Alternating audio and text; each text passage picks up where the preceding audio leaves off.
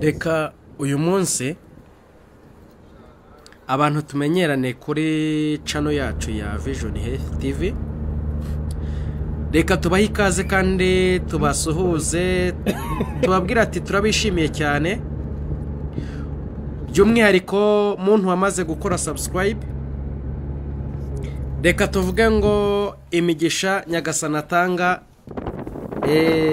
ayigusesekazeho. Twababwiye ko iyi channel ni channel tuzaza tuvuga ubuzima busanzwe, ibyakubaka ubuzima bwacu, umuntu akava mu icuraburindi akava mu nzira mbi akaza mu nzira nziza. Niyo mpamvu twababwiye ngo ari abato ari abakuru iyi channel irafasha buri umwe wese. Rero tuboneyeho no kuba twasaba abantu batarakora subscribe ko iki nicyo gihe. Ntekereza ko iyo channel ifunguye ibiganiro 1 2 3 4 5 buri muntu wese aba yamaze kubona icyerekezo cy'iyo channel. Ntago hacaho ibiganiro bibi, ni ibiganiro byubaka abato n'abakuru. Kandi tubabwire ngo nukuri turabakunda, muri inshuti z'ingenzi mu buzima kandi muri inshuti z'akadasohoka. Mu biganiro biri imbere turabateganyiriza ibyiza byinshi, aho tugiye kujya tubagezaho ibiganiro byiza kandi byubaka. Rero reka mbabwire ngo mushonje muhishiwe. Uyu munsi rero turatembereye, tugiye kubagezaho amateka y'ingenzi kandi amateka meza, aho umuntu ashobora kwibaza nkuko murimo murabibona.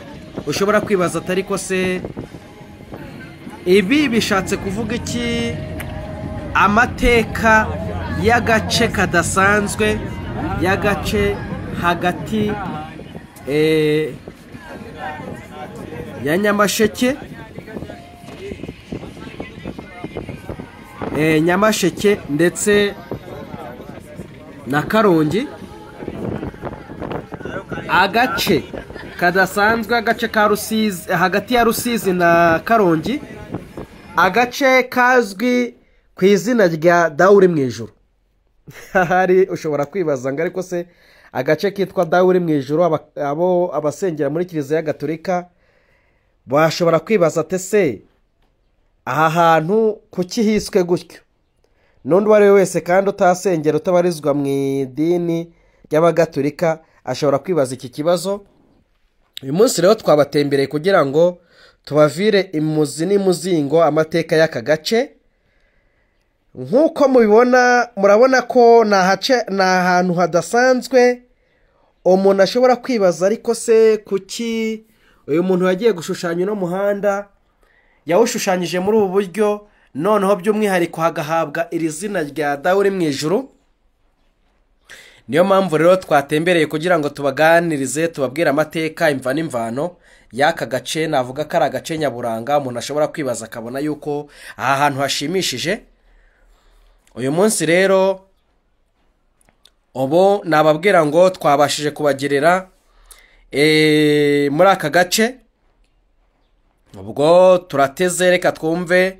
Nimba uhagurutse i Kigali uragiye ugeze ku Kibuye, urateze mu gace ka Ngoma, urenze uri bugufi kugera ku Mugonero, noneho ukaza kugera aha hantu hashushanyije umuhanda umeze gutya, cyangwa se uri mu modoka ugeze mu muhanda umeze gutya, usa nkaho ari umuhanda ubona ushimishije, ukibaza abahanga bawukoze bikaba bitangaje. Urabona ko ni ahantu rwose hatangaje. Urabona ukuntu umuhanda uraza ugasa nkaho umwe uri hejuru y'undi, ariko mu buryo butangaje. Urebye rikorosi ririmo, urabona ni ikorosi ridasanzwe. Noneho rero ukaba igishushanyo cyaho cyaba kinejeje, cyangwa se umuntu yagira amatsiko akibaza atari ko se ubuhanga bwakoze uyu muhanda ni buhanga bumeze gute? Ariko noneho tugiye kubaganiriza ku mpamvu y'izina ryaturutse kuri aya magambo avuga ngo aka gace kitwa Dawuri mu ijuru. ni ukuvuga ngo twagerageje kuganira n'abaturage baduha ubuhamya bw'aha hantu, ariko bumwe mu buhamya baduhaye ni ukudutangariza amateka y'ukuntu ubwo murabizi abamisiyoneri baza muri Afurika, Kiliziya Gatolika yari iri ku mwanya wa mbere, niyo yinjiye ku mwanya wa mbere.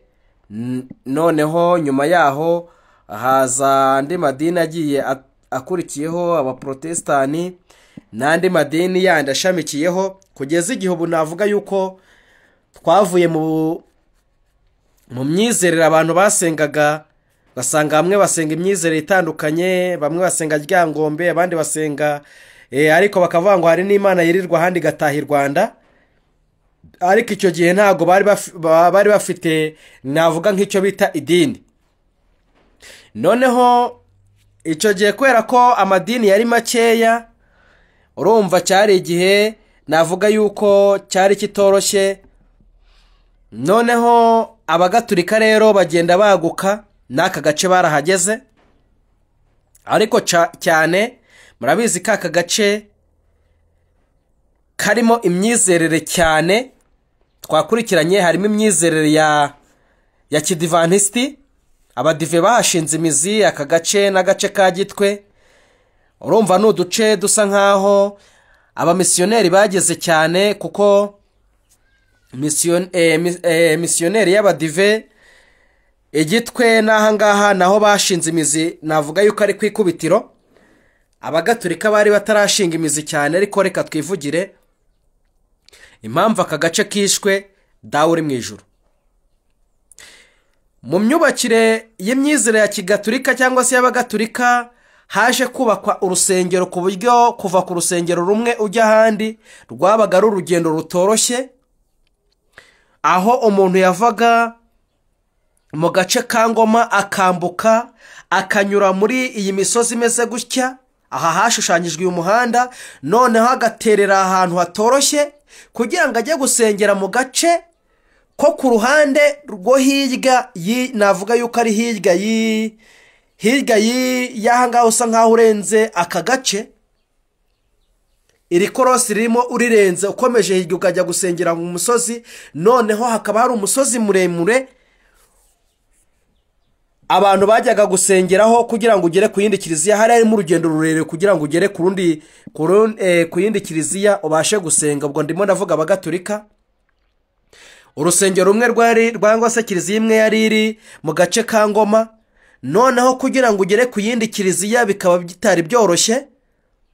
Igihe kimwe rero umubyeyi umwe, reka tubaganiriza ariko nyamuneka sinzi nimba ibi biganiro, nimba wumva hari ikintu bikungura cyangwa se hari ikintu biri kugufasha, urabitumenyesha hasi muri komanteri, urandikaho tubwire nimba ibi biganiro icyo twahinduraho, n'inama zanyu n'inyunganizi turazikeneye kugira ngo dukomeze kwiyubakira channel yacu.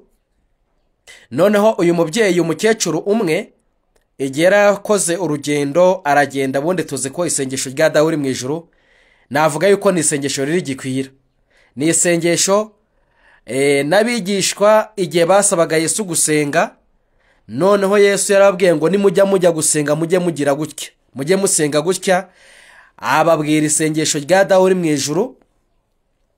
Ni ukuvuga ngo ni isengesho navuga ngo ni kimenya bose. Ni isengesho nubwo yaba umuntu ari umuswa mu gusenga, iryo sengesho umuntu wese, ariko by'umwihariko muri Kiliziya Gatolika iri ni isengesho yaba ari umutangizi, umuto n'umukuru, abazi nk'uko azi izina ryiwe. Noneho igihe yari arimo araterera aha hantu yagiye yarushye, yagenze urugendo rurerure, hamubona harimo kaburimbo, ntago kaburimbo yari bwazemo, kwari ukugenda mu mihanda y'igitaka, imisozi ari miremure, amabuye ari menshi. Urumva rwabaga ari urugendo rutoroshye, kandi wabona ko no kubona amazi hano ni ikibazo. Noneho uyu mukecuru, uyu mubyeyi umwe, nk'uko twabibwiye n'abantu badutangarije aya makuru kugira ngo batubwire aya makuru, noneho arangije aragenda. Igihe yari azamutse umusozi arushye, aravuga ati yewe naha dawe uri mu ijuru niwe wadushoboza kugira ngo uyu muntu arenge uyu musozi abashe kugera aho agiye gusengera. Niho yateye isengesho rya dawe uri mu ijuru, asa nkaho yerageje Imana kuko yabonaga ari urugendo rutoroshye. noneho nyuma y'uko uwo mubyeyi uwo mukecuru amaze gutera iryo sengesho, nguko uko aho hantu hiswe izina rya dawe uri mu ijuru. Ikindi ni ukuvuga ngo urabona uyu muhanda utarakorwa, ukiri umuhanda w'igitaka, urabona ntabwo byoroshye. Ikinyabiziga cyose cyahageraga kubera ukuntu imiterere yaho n'imisozi yaho, buri wese wahageraga yahita atangiza kwiyambaza Nyagasani kuko ni ahantu hatoroshye.